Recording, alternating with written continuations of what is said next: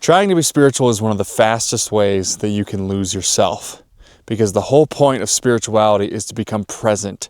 So the second that you start having spirituality seem like a performance, something you perform, a mask that you wear, oh, I'm Mr. and Mrs. Spiritual, well, then you're missing the entire point, and you're actually being the least amount spiritual that you could possibly be, because presence is the entire point.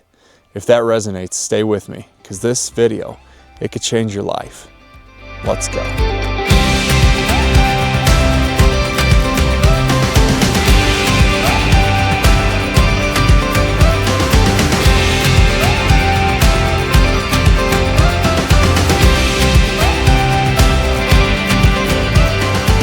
Trying to be spiritual creates self-surveillance. So you're constantly watching over yourself. Was that reaction the right reaction? Was it a spiritual enough reaction? Oh, did I get triggered? Did I have a negative emotion? Oh, I should feel bad about myself because I'm better than that. I'm more spiritual than that. I'm more spiritual disciplined than that. I do way too much meditation, way too much journaling, way too much prayer, way too much manifestation techniques. I shouldn't be feeling what I'm feeling. And then you start policing yourself, and you start every little move, monitoring every little move that you make. And then you bind yourself into like this hole of like, I can't do anything. And that's why so many people in the spiritual community right now are feeling like they're locked up. They don't know what to do with themselves because they're afraid to take any step in their direction that their fear is keeping them from experiencing. So they feel something in them that creates a sense of fear because they're afraid that if they take action on something that they've never taken action on before, that something bad is going to happen, that something in their life isn't going to be spiritually awakened enough to allow them to be the person and have the things that they want. Every little mistake is going to be monitored and policed by them.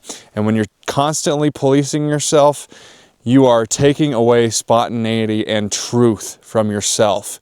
It's a victim mentality. So many people in the spiritual community have this victim mindset because they are constantly monitoring themselves. They think that they have to be this perfect person, this perfect entity shining down from the heavens. No, they don't. That's not being human. We're here to experience the contrast. We're here to learn. So if you're in that space of monitoring yourself constantly over every little move, every little emotion, everything that seems like it was a mistake or a wrongdoing and you should be more spiritual than that, just be aware of that and say to yourself, look, I am a human being. I deserve to enjoy and learn from the contrast of life. I don't have to manage it perfectly because I already am a perfect being. So let that be your mantra. Because you don't awaken by monitoring yourself constantly. You awaken by being present with yourself and trusting yourself. Because look, being so spiritually hard on yourself, it takes all the fun out of being spiritual. We're supposed to be free spirits. I mean, look. Oh, yeah. Look, it's okay to be like this. It's okay to not have it all figured out. Don't let these spiritual gurus that you think are so important and that are like some kind of master from the heavens, don't let them keep you in a box. Don't let them keep you from having fun, because having fun is what spirituality is all about. I mean, have you ever heard the term free spirit? That's what we're talking about here. Please just set yourself free.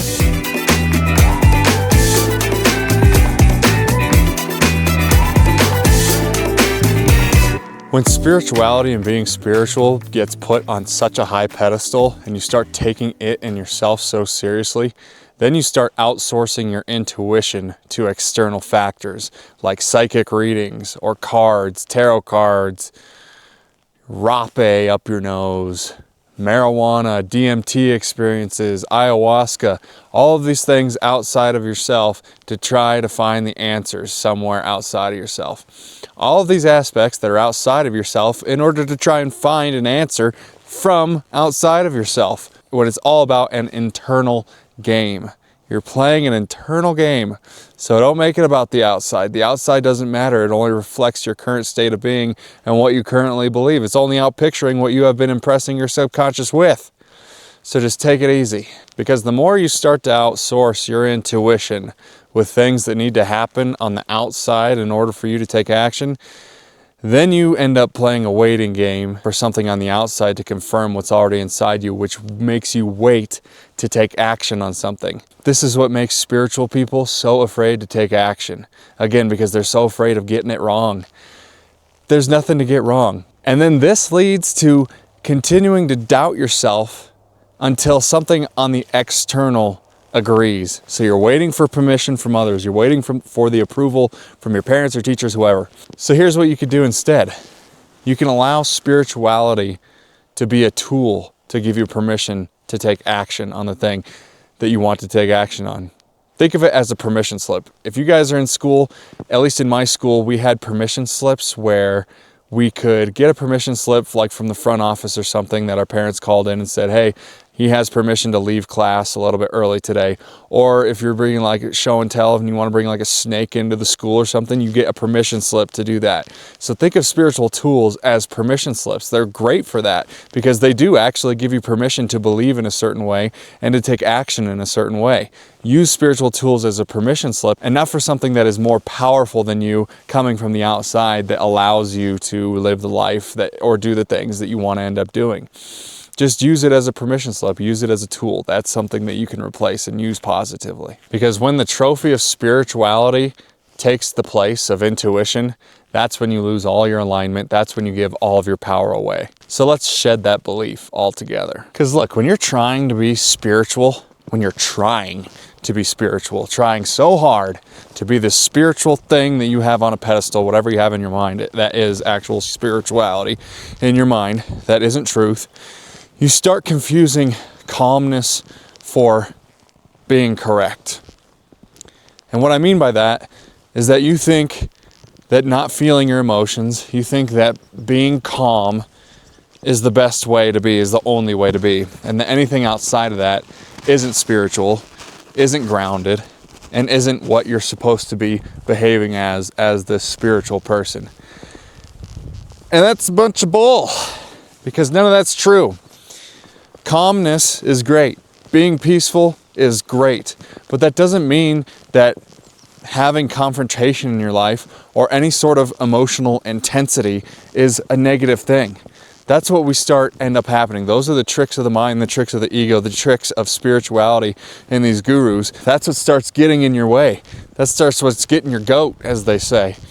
Because you're not actually being yourself. You're being this version of yourself that's completely fake and phony, just so that you can try to impress whoever you're wanting to impress, whether it be the world, a friend, a parent, a teacher, whoever, that you're Mr. or Mrs. Spiritual.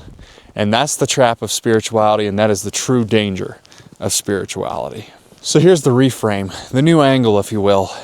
Some of the most aligned choices that you can make are uncomfortable at first. Bring up uncomfortable emotions.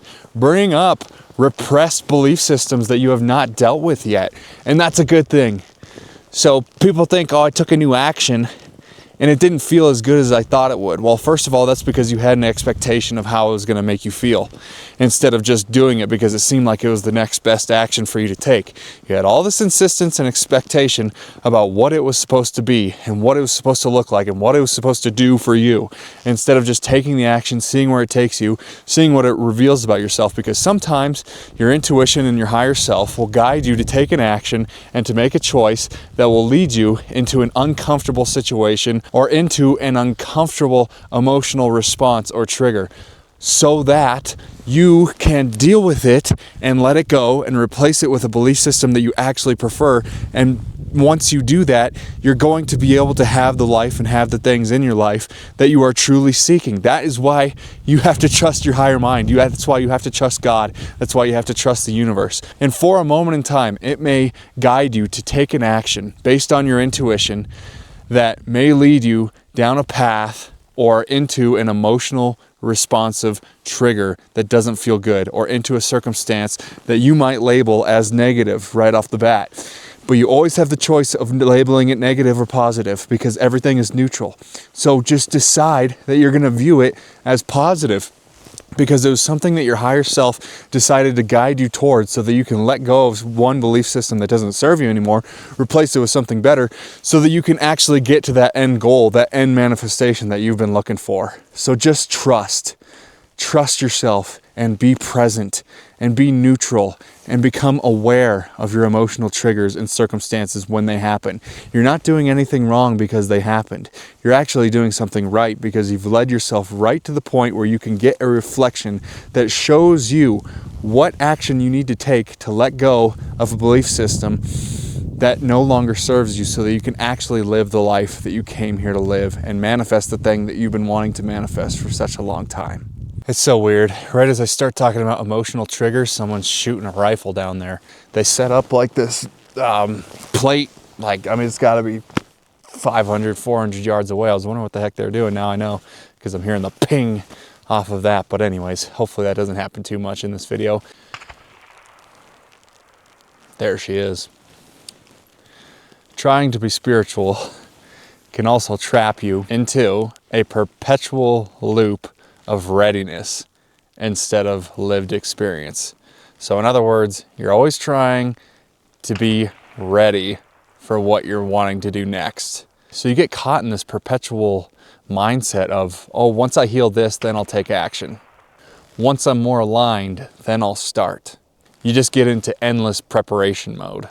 So the key idea to take away from this is that life will integrate you much quicker than isolation ever will.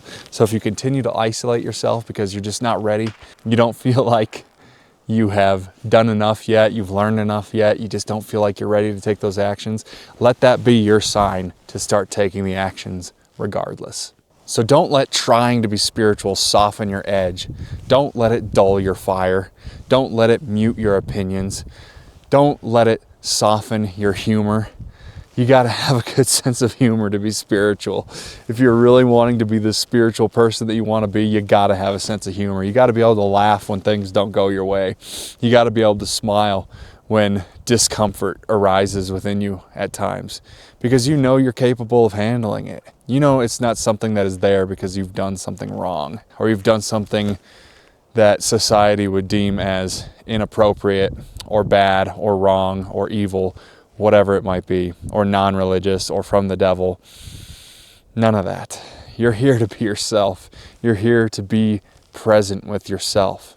Trying hard to be spiritual can make you feel like you're actually getting more evolved, but in all reality, you're actually losing yourself and becoming less alive. You're losing that spark within you because you're too afraid of the opinions of others.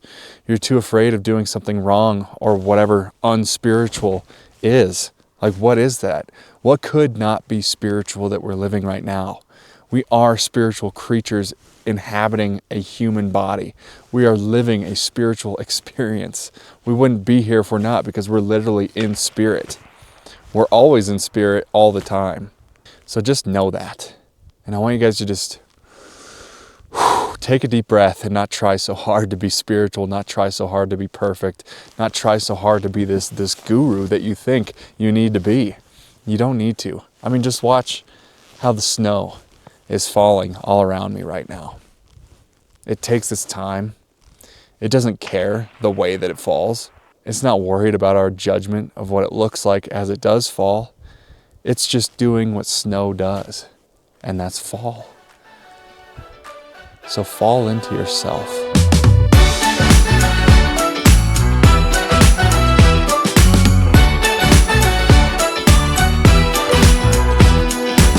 So my friends, you don't need to try and become spiritual in order to be awake. You just need to be honest, present, and human. Because I promise you, the second that you stop putting on this clown mask and this clown performance of what being spiritual is, your whole life is going to start synchronizing all around you, because you're actually being who you're supposed to be. You're not trying to be anybody else but yourself. So if that resonates, thank you so much for your attention in this video. All of these are offerings and sharings. Take it with a grain of salt, chew on it for a little bit. Take what resonates, throw out what doesn't. I'm only here to share what has worked for me and what I've applied and what I know to be true in myself and in my life and in my vibration. It's all just to help and support you and humanity as a whole. So thank you so much. My name is Maxwell Miller. These are the times, and here we all are once again. Thank you for your attention in this video. And if you made it this far in the video, please hit the like button and subscribe to this channel, and let me know in the comments where you're at with all of this. How does this land for you? What parts of spirituality and trying to be spiritual are you letting go of and deciding to integrate using permission slips in order to bring out the best version of yourself? Let me know in the comments, talk to me, and until next time, guys, I love you so much. Peace out.